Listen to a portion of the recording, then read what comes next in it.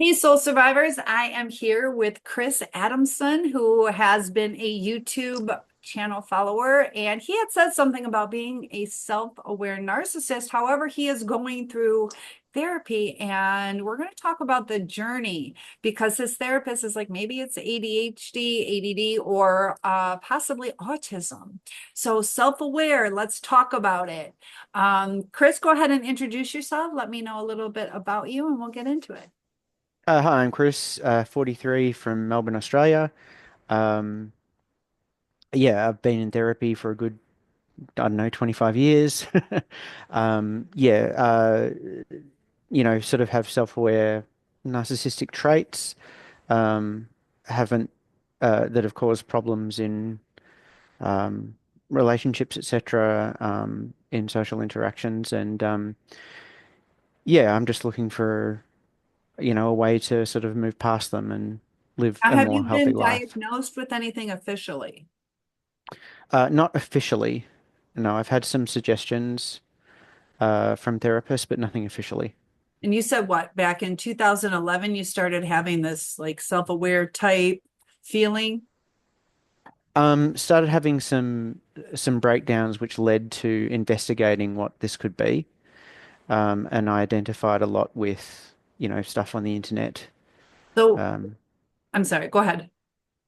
no, that's yeah, So that's pretty your much it. your coping mechanisms when you're starting to go through like kind of like a meltdown or a struggle, you said that right now you feel like you're kind of in a collapsed state too. What are some of your coping mechanisms when you go through that? Mostly it's trying to find safety. So staying in at home, um, going into my work, doing a lot of work. That's safe for me, and hanging around with people who sort of not so much agree with me, but that I know that are safe. Yeah, Get rid of the challenges and make it yeah, agreeable. yeah.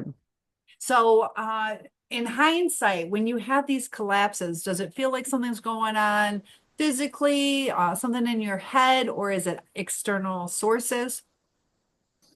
Physically, it's incredibly high anxiety, generally leading to lack of sleep, which snowballs with the Right. anxiety. Um, and there's also sort of depression that comes along with that. Um, but the anxiety is much more pronounced and worse. So, when you've been going to therapy for 25 years, what type of things have they been either talking about, or any techniques, or um, have I'm a little curious as why it's taken so long to get a diagnosis. The first therapist that I went to, I mean, in my mind, it was sort of more just sort of generic, generic depression. And that's kind of what I was treated for. And his way of going about it was um, mainly being very practical. So not really talking about labels or diagnoses, but just stuff that I brought up. Um, you know, um,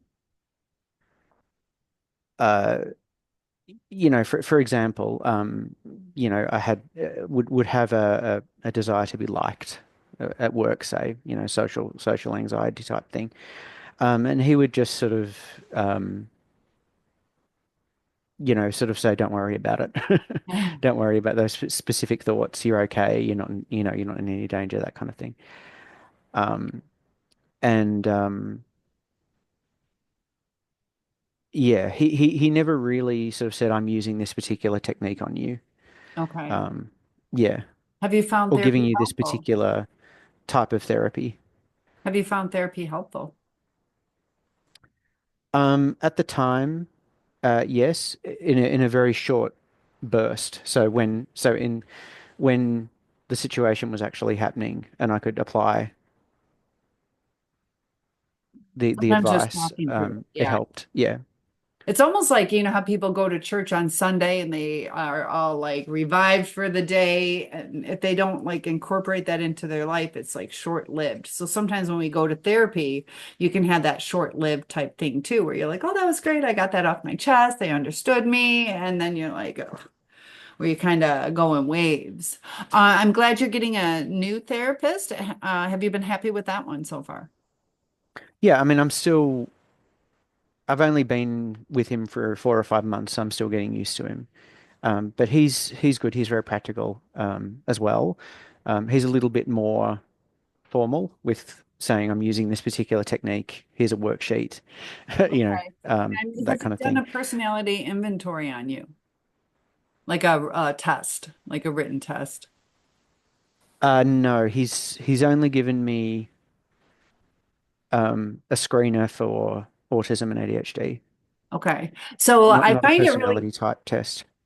okay. And sometimes too, you kind of weed things out and try new things and focus on one thing. And if it's not that, but you had said that you were thinking about, the self-awareness when you were listening to Dr. Sam Vaknin, who is really huge on YouTube and he deals with narcissism. He's extremely educated. But what were some of the things that he said that made you go, that might be me? Well, it was primarily around, let me think, because that was a while ago. Um, it was primarily around his ideas of narcissistic supply and sort of being driven by, um, driven by wanting, um, you know, in some ways purposefully doing things for recognition. And the other side of things is when you don't get that, you it doesn't have any meaning for you. That's the driving force. Um, that was one of the things that resonated me with me. Um, and and also being sort of emotionally uh, distant in relationships, not really not really identifying with the other person and being sort of self-centered. And when you're saying that you would like some recognition, let's say you're at work. Now, is it that you do like the most extravagant, perfect report that trying to outshine and just show like I'm really good at my job, or do you like step on toes? Because sometimes achieving to get recognized isn't necessarily narcissistic. How is it that you treat other people in your journey to be recognized? Yeah, in that sense, I don't really step on toes per se. No. Um, Or do you undermine, like, say that I'm better than Joshua, I can get the job done, he sucks, and try to cut the other person down? um,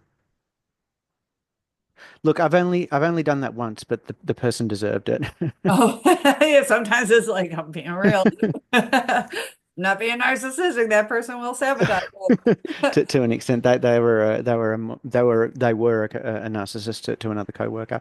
But anyway, it. um, no, I tend to be pretty cooperative.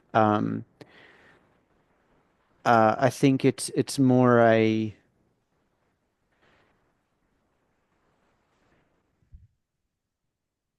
it's not really a stepping on toes thing. It's more, and I talked to my therapist about this, and he said it's perfectly normal. It's more in my roles. I tend to have a fairly not super senior, but I like to be in a position where um, I'm very needed Okay. in the job, and so my jobs so far have been sort of IT for um, for research labs, and it's you know it is an important um, thing in the sense that you're managing um, like if you're not on top of like disc usage, then the whole lab crashes, kind of thing. Okay, yes, so So you so are you being the needed. person, you being the person in charge of that, you get that kind of um,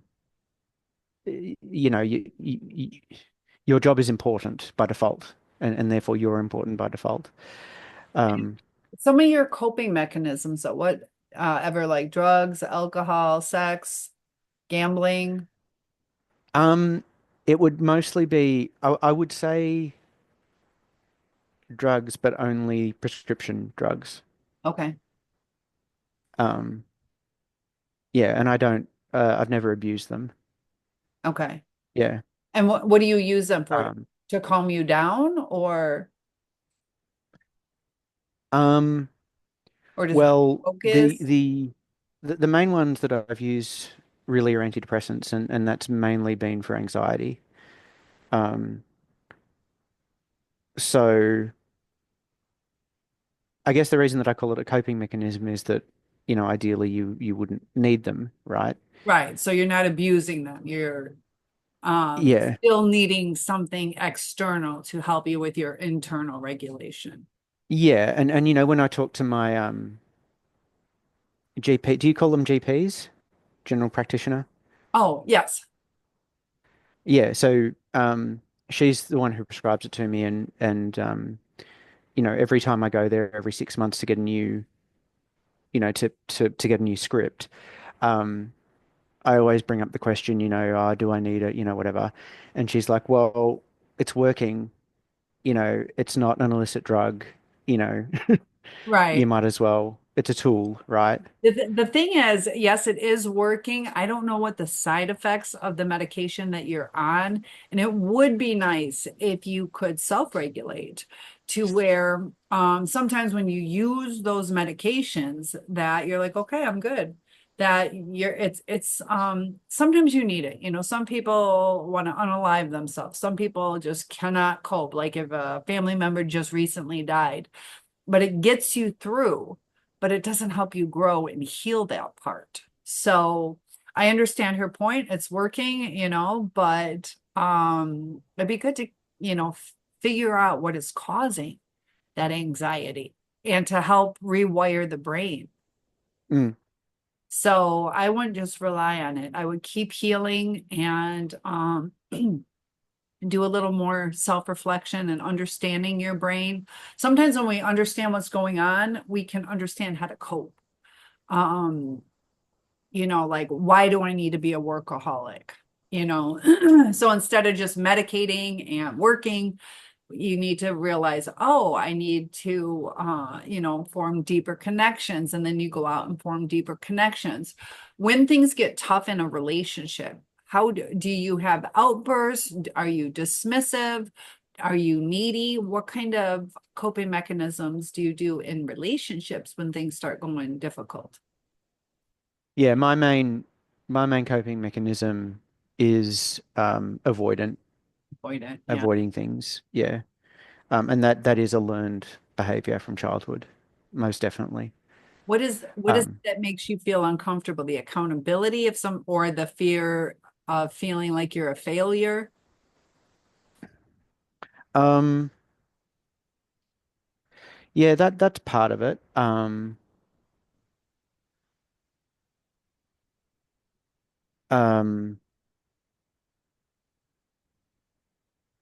when I say avoidant, I tend to so I'm talking about sort of when conflict happens, Right. or not even conflict, but trying to negotiate, um, how something happens, how, we interact, um, how we give each other intimacy, um, and I will sort of try my what I think is right on my end, and um, and then I'll get pushback that I've done it the wrong way or something like that, and I will assume that um, that the person is being unreasonable, like that's the learned pattern. and there's no changing them, and I'll just shut down. You'll shut down. Um, I'm gonna ask, yeah. yeah. And so let's say you and I were in a relationship and I'm getting you really like me, we're getting closer and I start talking about like commitment and stuff and you're not quite ready for it. Would you talk to me about it? Would you ghost me? Would you get angry with me? Would you avoid me? How would you handle that kind of situation? Um, well, that's sort of general. That's the reverse of what I was talking. What I'm talking about is more, or the example that I'm thinking of is more when I ask or I'm asking for something. You're wanting something? Yeah, I'm wanting something. But if you're asking for commitment, um,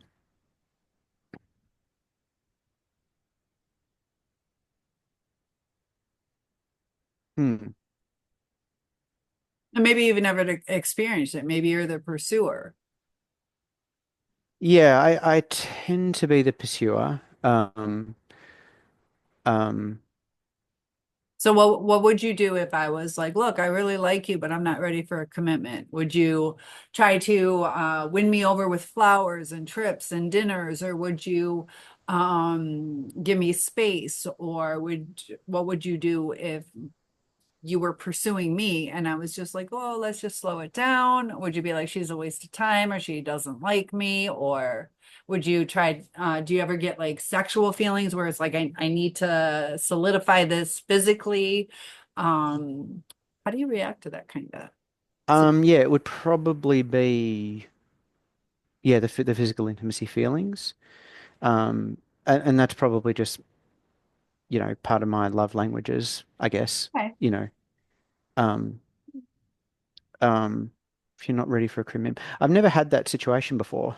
Okay. Sometimes too, though, Um, when people rely on the physical, it's like you instant gratification, you kind of feel it. And sometimes people confuse physical intimacy with like a true love. Sometimes that's from like SA abuse in childhood, or sometimes it's just a sensation. yep. So, talking about sensations, though, do you have any sensitivities to either foods or different types of fabrics or like turtlenecks? Do those kind of things bother you? Oh no, no, I've never had that. No. Okay. Um, so we were talking about your birth order. You have an older sister.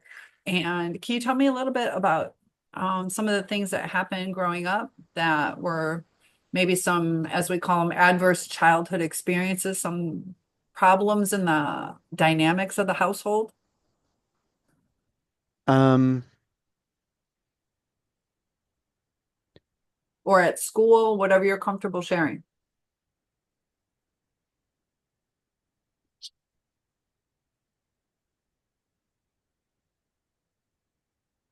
yeah, I think it might be a bit. This bit might be. Okay, you want to skip that? We might have to skip that because Okay, because I don't want that's particularly totally given fine. that you've given my full name. Okay, not a Yeah. problem. I completely understand. I appreciate you coming here. That is very vulnerable of you. Does it make you uncomfortable when you're vulnerable? Yeah, it does. But I'm just aware that I don't want to, like, particularly on the internet, I don't want to sort of Put talk about specific people in my life, particularly I'll who I tell know you will be what, watching the though, video. that's a good sign. That is a good sign.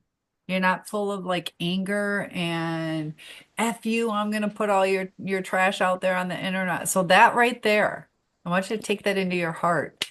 That's a good sign. That's a good sign. Hmm. I mean, I do have feelings Yes. about it, and part of,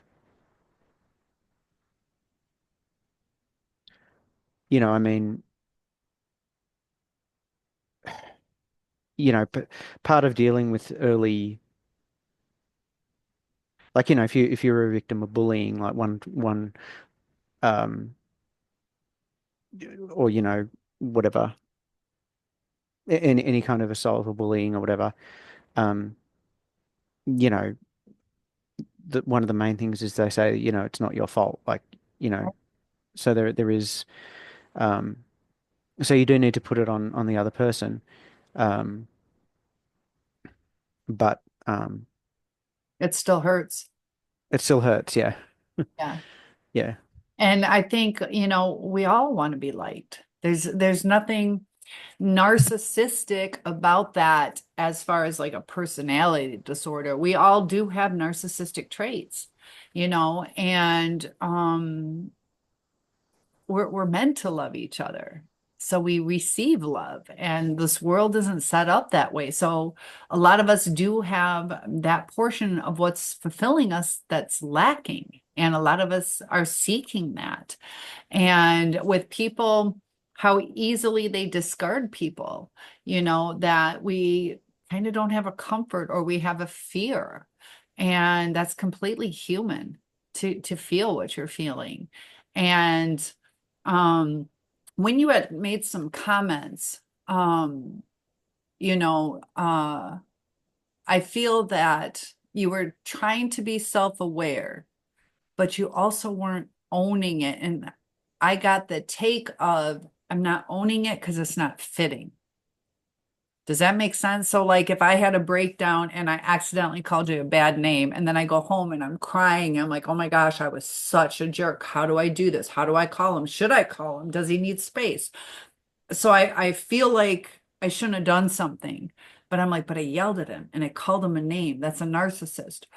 But then if you have enough information, it's like, that's not fitting though. I'm not a narcissist, but I made a mistake. So sometimes like a narcissist isn't going to feel bad about things. They're going to be Mm, like, whatever, fuck you. I said what I said, get over it. Like, what's your problem? And I don't see you as being dismissive to the other people's feelings. Now, do you, correct me if I'm wrong, when somebody is hurt, I feel like, oh my gosh, you're such a loser, or get over it, or you're so sensitive, or do you kind of relate? And now, if it is autism, though, it's hard to relate. It's hard to relate. So, how do you feel? Let's say you hurt my feelings. How would you feel about that? um, yeah, I wouldn't feel like you just have to get over it. Um,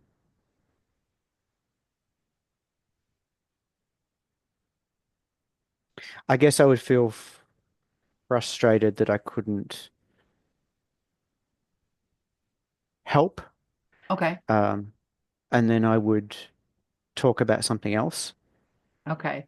Change. and that would lead to f a feeling of being dismissed. Um, and the problem with that is that kind of snowballs. Because if I keep doing that, then which I have in the past, it leads to that I don't care. Right. Um, And part of that is um, you're caught up at that time. You're caught up in your emotions. I'm frustrated. I don't know how to help this person. And it gets uncomfortable, to where how do I deal with this helplessness? How do I deal with this uncomfortable feeling? And you just want to escape it. So instead of going through that difficult talk, sometimes too, we have a fear of abandonment. If we had that deep talk, well, I think you're a jerk and I'm going to leave you. Do we have that connection to where you're like, no, she's not going to leave. She's going to understand. And if not, you know, how do we deal with that? Sometimes we try to people please or to mm, avoid hurting someone. So when we people please, um, if you're like, oh, it's okay, I promise I will spend every Christmas with you. And then you're like, I can't stand Christmas. And so instead of being honest, you're people pleasing, and then you're going to resent me. You're going to be angry or irritated. You're going to be irritated at the buffet. And I'm like, what is his problem? As opposed to saying, I don't want to go to Christmas with you. And then we have to deal with it. Are we a good match or not? And sometimes we don't do that step and we end up with the wrong people, or we hang on to friends just because we don't want to be lonely, but they're not a good match for us. How are you with just buddies? Do you have a lot of friends? Or you um What kind of activities do you like to do? Um, I don't really have a wide circle of friends. Uh, no, I have a few good friends. Yeah, unfortunately, I lost my best friend last year. Um, yeah, he passed away. Um, I do other, so yeah, that's been hard. Um, yeah, I do have, um, well, no, they're friends. It's hard as Yeah, I adults don't, because we all go our separate ways and we connect every now and then. It's like, how close yeah, are we? Are we, it's, really good friends? Are we acquaintances now? yeah, it's kind of like that. Yeah. Um, but the friends that I do have a good with, I mean, I met them through mental health group, so they're good with being supportive and on that side of things. Activities, um, yeah, I don't do a wide range of activities. Um, uh, my main thing is I do my karate, and that's not really with them. It's just in the club. Okay. Um, but yeah, yeah, no, I don't. Over the past few years, I've haven't really socialized that much. So yesterday I went ice skating on my lake for the first time and it felt so good. What are some things that kind of make you feel alive? Are there uh certain music or certain activities or certain are you also too the one question I'd like to ask, are you very routine oriented or are you all over the place kind of? Um, well, I'm routine in the sense that I mean I do really like to go to sort of cafes for lunch. And I tend to do that a lot. That tends to be my go-to. Um, uh, that and sort of doing exercise, I guess. Uh, yeah, like I mean, I've got a mate coming over this weekend, and hopefully we'll go for a big walk. Oh, nice. Um, yeah, yeah. It's not super varied. My interests. Um, we just sort of walk and talk about life. Yeah, So your and therapist eat food. and eat food. Are you do you like trying new foods? Or are you pretty the like I always get the same stuff. I Yeah, go, no, I'm pretty. I mean, I'm not super rigid. But I do like, yeah, I do like similar foods. Yeah, yeah, it's so get a funny. I burger, eat get like a three different things. sandwich. Yeah. So, with your therapist, how often are you, is it once a week or once every couple weeks? No, it's once a month. Okay. And your therapist has said he does not think, plus with delving into it a little bit more, but he said that he didn't think you were a narcissist based on what? Well, he said that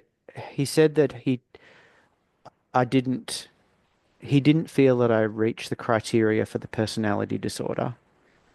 Okay. Um, Yeah, you need 5 out of 9 traits. Some of us have two, some of us have three. yeah.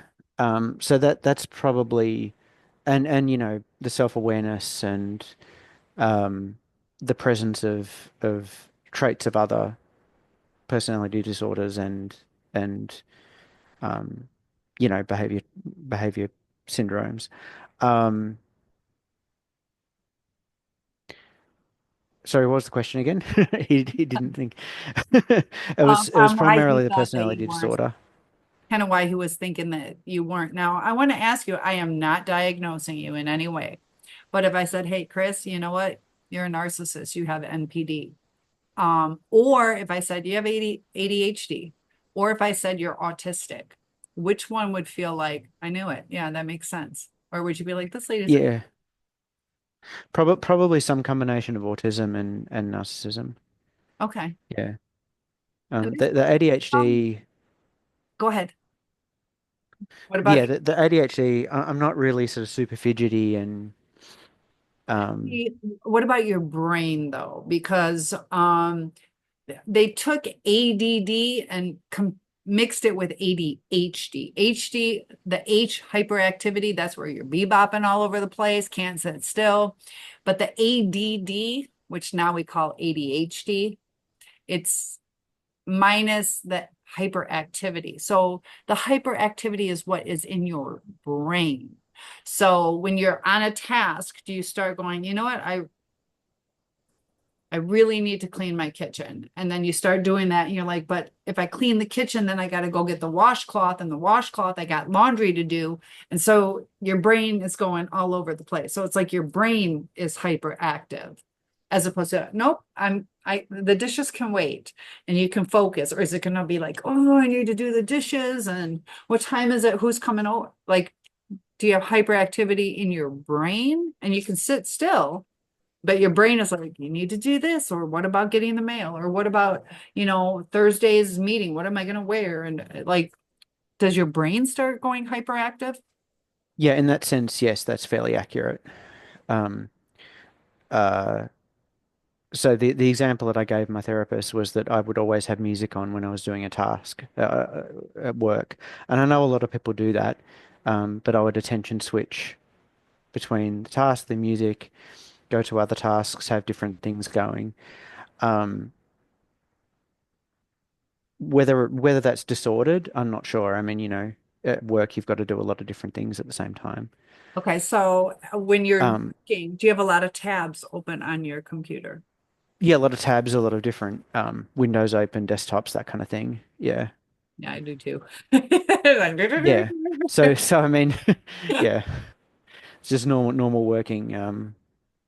Now, do you have like 10 open or do you have like 40? No, not 40. That's way too many. No, that's me.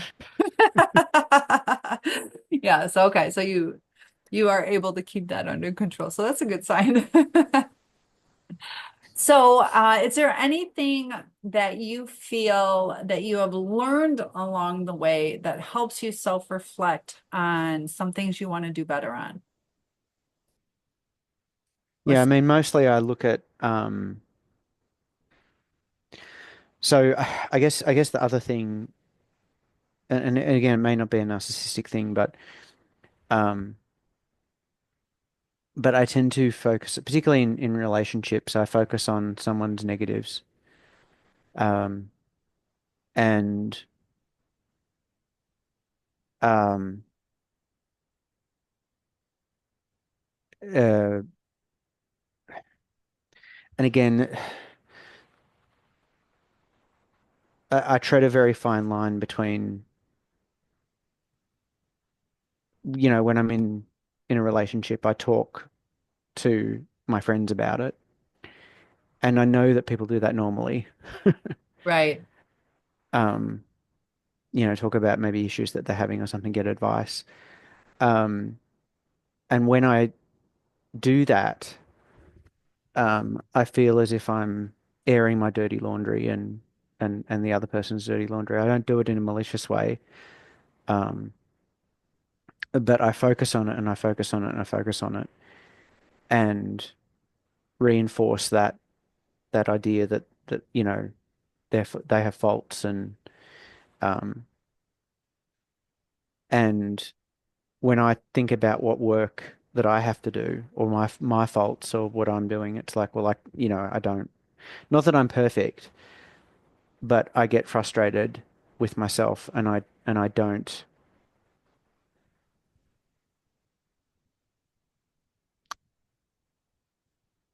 not that I won't change, but I'm a bit kind of wishy-washy on the work that I do with myself. I kind of go, oh, well, maybe I'm trying, maybe I'm not, maybe maybe I could have done more, maybe Right. Is it um, difficult for you to self-reflect? Does it hurt? yeah, it hurts. It hurts. Um, so that's one of the main thing that the closest thing to that would be called some form of gaslighting. Like Um, personal gaslighting towards yourself, you mean? yeah, towards myself that I'm making the truth what I think it is, and that I'm not that I'm perfect, but the other person's is at fault. And the other thing is having some kind of like spine, like making my own decisions and Right. Is it hard for you to um, stand up to people? Or is it oh, easy? definitely. Okay. So usually a narcissist will stand up whether they're right or wrong. And they'll try to overpower and just say, no, you're wrong. I'm right. But sometimes when we're dismissive, that's kind of the avoidance. Now, there Yeah, are narcissists that do avoid things too, though. So yeah, it gets that's really true. confusing. Like, okay, so there's a difference between the grandiose and the vulnerable. So a vulnerable will be more dismissive, and then the grandiose will be in your face. And they can flip-flop between the two. And also Mm, autism, a lot of times they're like they they they the autistic people I know are like really kind-hearted. They're just not relating the way that somebody without autism would handle things, and that causes a lot of frustration in them. But I've seen like a true genuineness about them, and it's sad that they can be so misunderstood as being dismissive, or you know they're just trying to express themselves, and it's taken to heart the wrong way. When let's say I had something where I was like, oh my gosh, you wouldn't believe it. I was in a car accident today and I'm so frustrated. I couldn't get to work, and then I couldn't get my kid. Would you be like, oh my gosh, that must have been difficult for you? Or would you be like, yes, that happened to me when I was down in Florida? You start talking. How would you relate to me? Would you try to share your story saying, I had that happen to me too in this way? Or would you kind of focus on what I said? Like that was must have been difficult. How did you handle it? Did anybody help you? How would you handle that situation? yeah, I wouldn't go and talk about myself Okay. straight away. Um, w whether I relate to you on an emotional level Let's talk about that. Yeah. So, is a different question. So I'm good at cognitive empathy. okay. Um, um, Well, so I hope, person says they've had a problem. The response is that must be hard, okay. or So it's the or cognitive empathy. I'm glad you brought that. or um, and there's an element of problem solving in it as well, which is just a male thing. Right. Um, um, but yeah, So if I was, I don't know, like my dog died and I'm crying and just really upset. And I'm not cleaning my house. I'm not showering, and I'm thinking about quitting my job because I'm just so sad. Would you think like, what is wrong with her? Or would you, s- like, would you feel my pain if you know what I mean? Like, oh gosh, I feel so bad for her. Like she's really struggling. Or would you be but like, this is just too much. What is wrong with her? no, I'd never think it was too much. When I actually had that happen to me, I learned a lot um, about that. Um, yeah, that was terrible. And I would understand if someone got depressed after losing a dog. Right. Um, um, yeah, that's another thing. It could be life experience. I haven't. Yeah. I think a lot of I've times, only just started having a lot of loss. Yeah. Sometimes it's hard to relate if we haven't ever experienced it. Mm. Like if you've always passed all your classes and I'm like, oh my gosh, I failed. Um, then you're like, well, just try again. Maybe you don't know how much that bothered me. Or maybe like your sister, that happened to her and she's like, whatever, I'll just take it again. Or I didn't really need it, I'll take a different class. So Mm. your experience would be like, it's not that bad, you know. Yeah. The other thing about that as well is the support group that I go to. Um, their material. I mean, I've been going there for about as long as I've been going to therapy. Um, and there, I've taken a lot of that to heart, and that's very CBT based. It's very like, well, what do you actually do about it? Like, you've got to move on. You've got to, you Yeah, know, what behavior are you going to put forth to deal with it? yeah. Um, so I've kind of trained myself a little bit to, I mean, it's part of my, male problem solving idea, but the idea that you've got to pick yourself up and move on. Not that you don't acknowledge the feelings and stuff, but it's like, um, that's kind of my view of therapy. Yeah. And there are like they don't like talking about it anymore. I'll put it into like masculine and feminine instead of like male female because of what Okay. Yep. today's that's just where we are in today's day and age. But I talk like Yep. you. Understand. But I feel people in the masculine deal with things different than people in the feminine. And you said you're how old? 43. 43. So I'm 54. I'm older than you, but like my generation and probably trickled into yours too, where um men were raised different. And girls we're pretty, we kind of get along, get away with certain things, we're well behaved, so we're trusted more, we're allowed to cry. But boys, it's like, just fight it out or man up.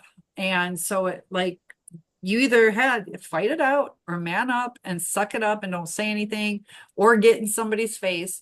So it's like the coping mechanisms are different. And I think there is something with the way boys and girls were raised.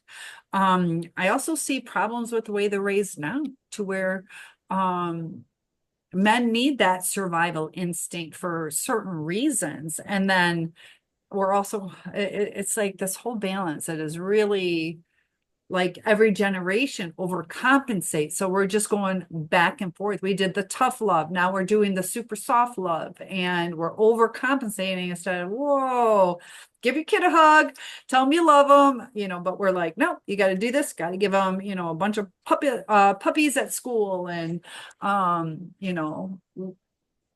all that. Exactly. So I Yeah. get it though. There is something to like the masculine and the feminine, and um men and women I think complement each other, but it's also sometimes hard to relate, Yep. because For sure. you're not taught how to deal with female emotions. And women too, though, we're hard on you guys sometimes, to where you're like, my whole life I'm taught to kind of suck it up. And now you want me to be soft and, cry with you. And it's like, this is just different. It's a different world. So, Yeah. um, what is the game plan for what your therapist sees for the future? Just monthly meetings, or do they feel you need to adjust any medication, or what kind of things is he? He's kind of leaving it up to me a little bit. He's focusing a little bit on the autism, ADHD side of things. Um, so my mate's just, I'm just going to leave him outside. Oh. Do you need to go? I can let you go and we can pick up. No, I'll go. I'll uh, hang on. Do you mind if I just take Go two let him minutes? in. I can talk. So, guys, Adamson will be back with us, but he has been extremely vulnerable with us. So, if you guys can leave a couple comments, also feel free to ask any questions. Maybe share some of your stories on how you can relate to where sometimes we feel something might be off. We might not necessarily know what is going on with us. Do we have narcissism? I know a lot of us, if you have dealt with a narcissist, that you look back and because of reactive abuse, sometimes you feel that, maybe there's something going on with you. So Chris is back. Sorry, Cynthia. That's okay. That's okay. So I've really enjoyed, Um, yes. the game plan, yeah, so he's focusing on that. We have a mechanism in Australia to get formal diagnoses um, of ASD, ADHD. The ADHD diagnosis comes with the possibility of medication. Okay. Um, the ASD for an adult doesn't really do much, Okay. um, other than um, gives you the potential to apply for um, like pension, like a Okay. disability pension, but that's extremely hard to get, and you know, What is your health care like there? Do they pay for mental health or uh, uh, well, the guy who's come in would might be we don't get good mental health care treatment here, do we? Yeah, it depends on how much money you have. okay. Yeah.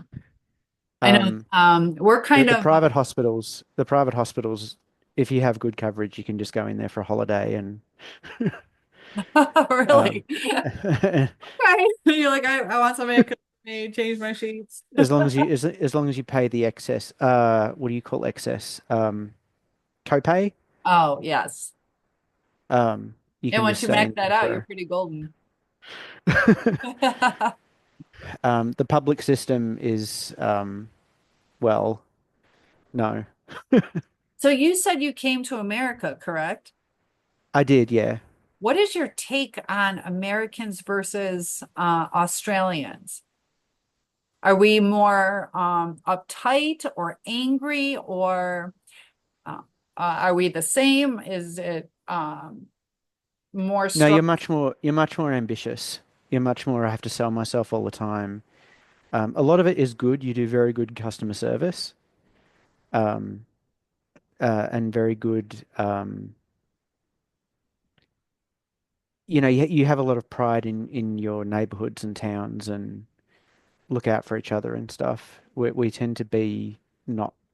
We're more British. Like Okay. we suck. Everything sucks. We're all in the same. We're all in the Oh, same boat. so you guys, you said we're all the same. In America, we have a huge thing with individuality, and everybody is trying to stand out to find themselves. I see some flaws in that because it's almost like the overcompensating where it's kind of turning narcissistic, I think, to where I'm so special because they're doing the self-love, which is important, but we are getting to the point where it's narcissistic, in my opinion, because it's like, well, get rid of them, break up with them, leave them. You don't need that toxicity in your life. And almost like how I said with the medication, it's masking it. It's not dealing with the problem. So we're kind of on this thing, get rid of them, get rid of them, get rid of them. That person might be hurting, and part of us is not taking the time. There are times when it's, super abusive, get out of the situation. But I've seen like, oh, he didn't call you back for 2, 3 days, then he's done. And it's like, first of all, you don't know, did he have a heart attack? Like you're not even finding out, is Mm, he in the hospital or, it's like, get rid of him, block him. So if something did happen, he can't even come back and say, look, I had a stroke and I couldn't contact you. So it's like, just get rid of him, get rid of him. And there's trickle down effects with that. So, um, I think it's Japanese culture too, where they tell you not to stand out Mm. because like nobody really bothers me, but everybody is I either love Taylor Swift or I hate her because she stands out way more than I do. Her and I are about the same height, the same hair color, this and that, but she's like way above and standing out. So she's getting attacked big time. She has stalkers and this and that. So there are certain cultures just stay even keel. But in America, we're all like trying to stand out. Yeah, yeah, I've sort of heard about that. Like the American ideal is a strong person, the Asian ideal is a strong Community. Asia. Yeah, a strong community. Yeah. Yeah, And I think when you or a try, strong family. yeah, our families are lacking here. What are the family situations? Do you have a high divorce rate or a lot of single moms or what are the dads like? Um, we're probably like a lot like the United States, fairly high divorce rate. Um, yeah, I'm not sure. I don't have the information on that. Okay. So did you feel more comfortable in America or less comfortable? You feel more comfortable just in daily life in Australia, or do you feel more comfortable in America? Um, I mean, I wasn't there for that long, so I was only there for about 3 or 4 months, so um, I don't have um more comfortable. And I mean, maybe I it's guess I feel more time. comfortable here just because it's home, or it's where I grew up. Right. Um, So when you do your karate, you said karate, right? yep. Um, do you feel more powerful when you do that kind of stuff? Knowing how to protect yourself, or is it just you like the physical activity, or do you have like a hidden fear where I got to protect myself? It's a combination of, I mean, I do feel a little bit more confident in defending myself, although, um, it's probably not the best reason to do it because, there's a million people who are better fighters, right? Right. Y- y- You know, but it's good to go for the community, the physical activity, just the general benefits of doing a social exercise activity. Yeah. And And the club I is have a also very friendly. spider in my house. So 1 second, I gotta take care of this. There we go. Okay. Sorry, I had a spider. Um, so could you repeat that last portion? I'm sorry. Just the general idea, the general benefits of being in a community that has a shared interest and particularly that does physical activity, all of the benefits of that. There's a lot of benefits to that. Mm. And in Australia, do you guys have a regular 24-hour day or do you have like extended like in I know I believe your seasons are reversed from ours. Do you have like Hmm. a standard That's 24 why I hour? have the fan on. It's really hot. And I just told you I went ice skating yesterday. What's the temperature there? Is it probably Celsius? What's temp? The temperature, let's have a look. Yeah, because it's like 20 degrees here, Fahrenheit, which So would, that's below freezing. oh yeah, big It's time. 87. 87 Fahrenheit? Oh, nice. That's like perfect. But you say it's hot. I love that temperature. Now, I like that temperature for going to the beach, but yeah, it can be uncomfortable just in everyday life. So, I would love to do another. I guess the only other thing that I want to work on as well, you asked before, yeah, I do tend to have this self-righteous, self-righteous sort of I'm right, with particularly with when I would disagree politically with my partners. Oh. Yeah, I tended to be more conservative, more sort of, yeah, and I would sort of look at those kind of videos online and sort of say, yeah, um, all these things about, wage gap doesn't exist and, all these sort of talking points. Um, and I wouldn't really listen to my partner about that. But yeah, that's the other thing that I want to work on. Would you get angry with them, or would No, you not angry. Um, I just, would just kind of call names like, oh, you're just you're a, as a, social justice warrior or something like that. Like, yeah. we got that Trump Biden stuff. Like I could only imagine if you were here. Yeah, yeah, yeah. And that came up because I had an American partner, Oh, and she was very left on the spectrum. okay. So you Um, said that there was also some mental illness in your family. yes, that's Um, right. Some undiagnosed, but yes. did that make it confusing growing up, or does it make it seem more normal, like you're abnormal if you don't kind of do things their way? Where you pick up on their traits, if you know what I'm trying to say.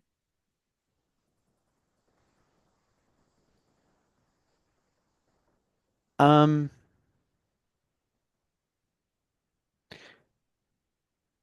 that's a hard question. Like, hmm, I don't think it's possible to. That's a hard question. Because sometimes we feel like, what? Of course I yelled at you, like that's normal. Or I stormed out, like that's normal. Or we got divorced, that's normal. Yeah. I guess I'm just thinking about the distinction between having a mental illness and that being a learned behavior. Okay. And sometimes too, is it Um, nature? Is it nurture? Like how much yeah, of that's right. are there's big debates on that right now. Because Mm, each child is different too. Each, even when you have twins, they're different. yeah, I know that. Yeah, I know that I had. Um, I know consciously that I had, for example, the the coping mechanisms for bullying very early on. That sort of I'm mature. Like I'm mature. That's the way that I'm handling this. Okay. Um, and I'm not going to respond. Like because I'm more mature, right? Right. Um, but the flip side of that is it made me very aloof and a loner. Um, so that was very early on. So I don't know whether something caused that or it was just always me. Okay, so it kind of you putting up a wall, kind of blocking things out. Do you and you might feel that's why when some people try to talk to you, that they're not going to be kind to you. Mm. Yeah. Yeah. I sort of know their intentions. And you said that Um, you tend to go a little bit more negative. If I said, "Hey, we need to move our meeting to Thursday at 4 o'clock." Just a statement. We just need to. Would you be like, yeah, we need to move because she thinks I need more time on my project, or she thinks I'm incompetent, or she needs more time to research what I'm doing wrong? Or would you just feel easygoing on certain changes? Do changes bother you? Do changes make you question your self-worth unless you have full um, explanation? at work, I would agree with what my boss says. Okay. Um, yeah, I would probably feel more negative if my mindset was more negative, and I was stressed, Okay. um, which potentially is universal. Um, that kind of negativity tends to come more out in relationships, though, not really at work. Okay. So if I said I can't Um, do Friday, we got to postpone it a week. You're like, is she drifting away? Does she not like me? Or she thinks they're gonna yeah, stupid? yeah, Okay. So mm, that how would yeah, you or friendships. If I'm feeling vulnerable, um, yeah, I'll be more. I feel more fear. Yeah, and when you say um, something, are you like, why did I say that? That was so stupid. Or do you ever go through that kind of stuff? yeah, definitely. Yeah, yeah, yeah. Particularly when I just say hi to someone and I overanalyze the interaction. Okay. Yeah, because I want to be, I want to be liked. Yeah. Do you feel that people like you right off the bat, or they need to get to know you more before they'll like you? I don't think of it that way. I think I have a very self, and again, this might be very autistic, but I have a very self that I control, not that I control people, but the outcome of an interaction is based on what I did. Okay. Um, so if I, if I was nicer to them, then things would be better. Or I Okay. made the mistake. Yeah, that was a common, yeah. Do you feel in your life that you have a lot of shame? Like, and you don't have to share certain stories, No, I but do. you do feel a lot of shame? Mm. Is that based on your actions or on the way people treat you? Mostly my actions. Okay. Yeah. Yeah, particularly in close relationships. Yeah. So as you have that, do you keep repeating those patterns, or do you take the time to say, I don't like how that felt, I need to change this? Yeah, I repeat patterns. People pleasing, going, go, um I mean, I don't think I do kind of love bomb. Okay. Um um Again, Yeah, that's a because hard that's one the because thing too. if you We're also going through that too right now. Like if I baked you cookies, then it's like she's love bombing me. It's like, no, I just wanted to give you cookies. And they're like, yeah. that's a red And flag. that's and Hey, and that's the other problem that I have too. Like ever since I got into this narcissism stuff, it's like, well, everything that I do must be that way. yeah, Like if and I do it's something nice, and I I think do that's something another nice. problem though, is so now I'm not going to bring you cookies. Mm, And now you're not going to tell me I look nice, or just all these kind of things where we're walking on eggshells now, which is putting up a mask. And society is going through this change where everybody's like, no, if that's love bombing, that's a red flag. Why did they help you bring in your mail? Well, it's because I'm like 65 years old and you're being nice. Nope, you're trying to see what's inside my house. And, people are, we're in a cautious state now too. There was mm, some lady who had wanted to help somebody who's been walking out in the freezing cold.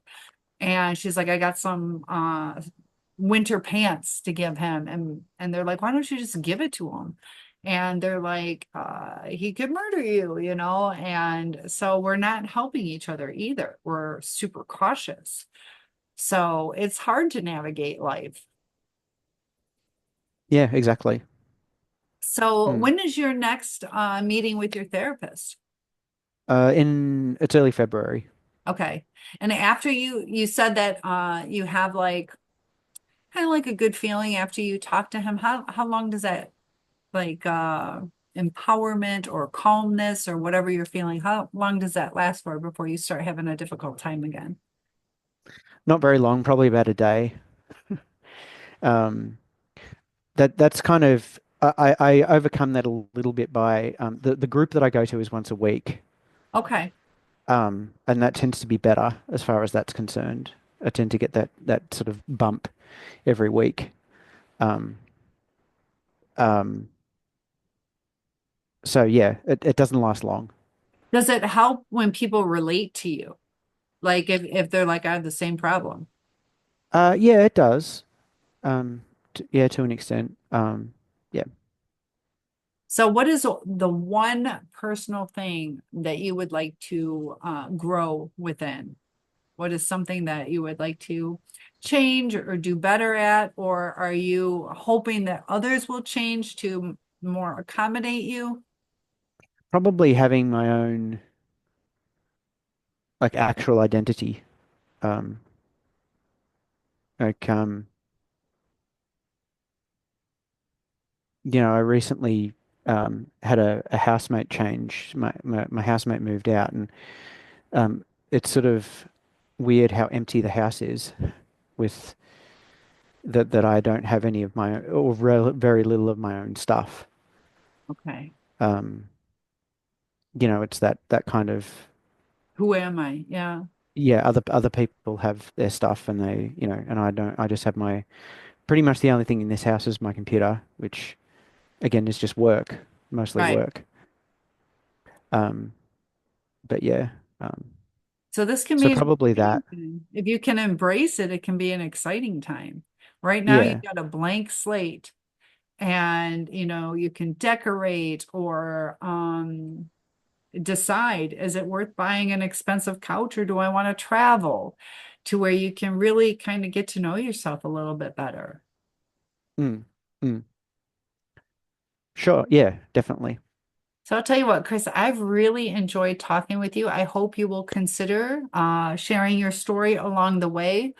But you said one thing before we go, as far as narcissism, that you were afraid that it's incurable. We talked about that it's on a spectrum. So there's hope for some, and others when they're more like psychopaths and stuff. But I see you want personal growth. I see that you're not trying to you had that compassion not to share certain stories. So you're on a journey right now and you're discovering yourself. And part of that is growing. And we're kind of at the age where we come into the self-actualization, which is like the top on everything that we go through in life. When we're kids, we're me, me, me, me, me, me, me. And then we're like, who am I? What is my purpose? What can I give? What do I need to get rid of? So you're on your journey to self-actualization. So I have a good feeling for you. Thank you. All right. Thanks so much. And I hope to keep seeing you in live chat. And I will talk to you soon. I have hope for you. It's gonna be Thank okay. you. All right. Take Thanks care. for your channel. You're welcome. Talk to you soon. Bye-bye. Bye.